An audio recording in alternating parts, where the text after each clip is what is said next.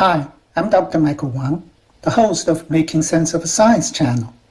When standard care treatment failed to control the growth of cancer, experimental therapies offered through clinical trials might provide a chance to stop the cancer progression or even eliminate the cancer.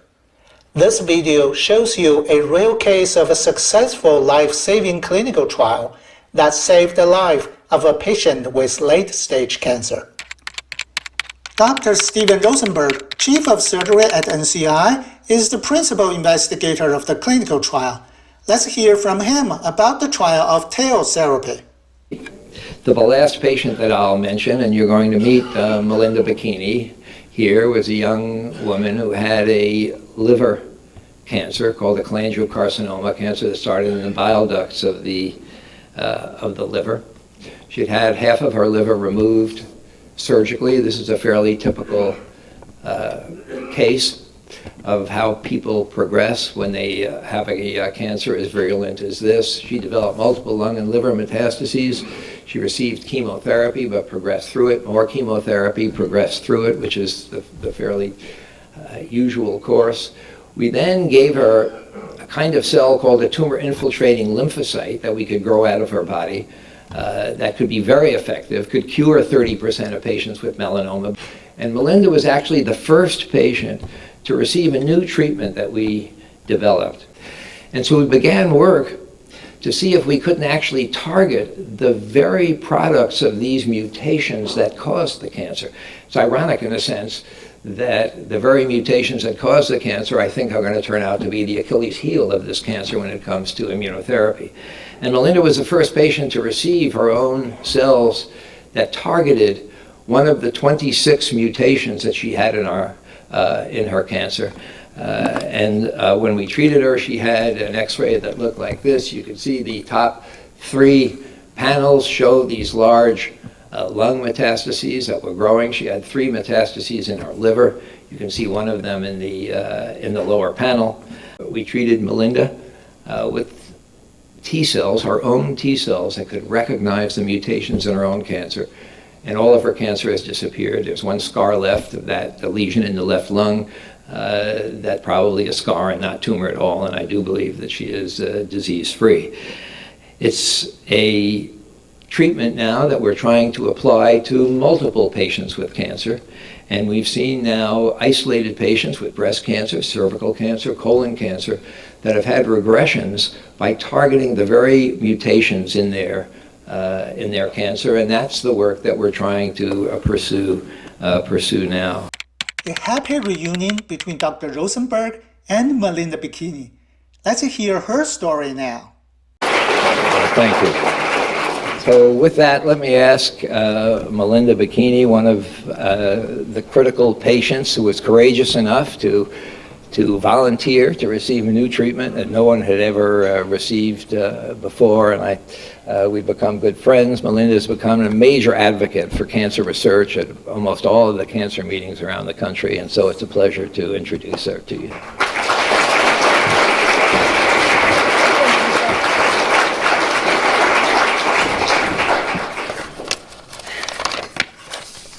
Hello, everyone, and thank you for having me. I appreciate being here and getting the opportunity to tell a little bit about my story. So 9 years ago, I was diagnosed with stage 4 cholangiocarcinoma. I had never heard of it before, but I quickly found out there was no proven treatment. I'm a wife, a mother of 6, and I wasn't okay with that option. So right away, I went looking for a clinical trial, or I had my oncologist look for a clinical trial after the tumors came back after my first liver resection.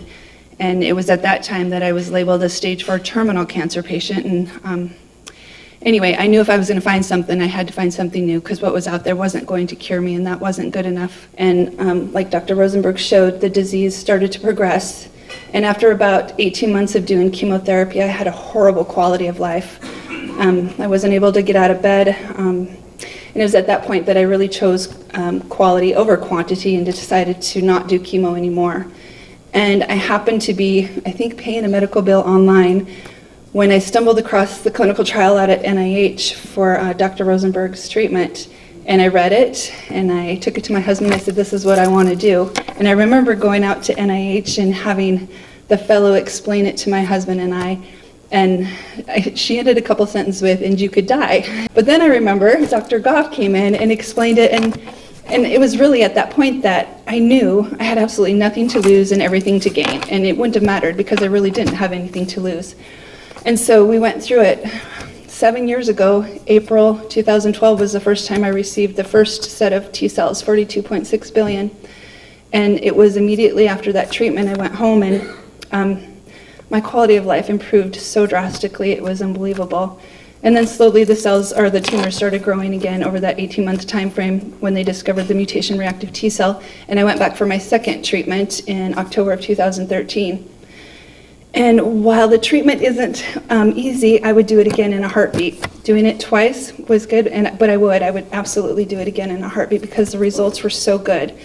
A month in the hospital, but coming home every day I felt an improvement.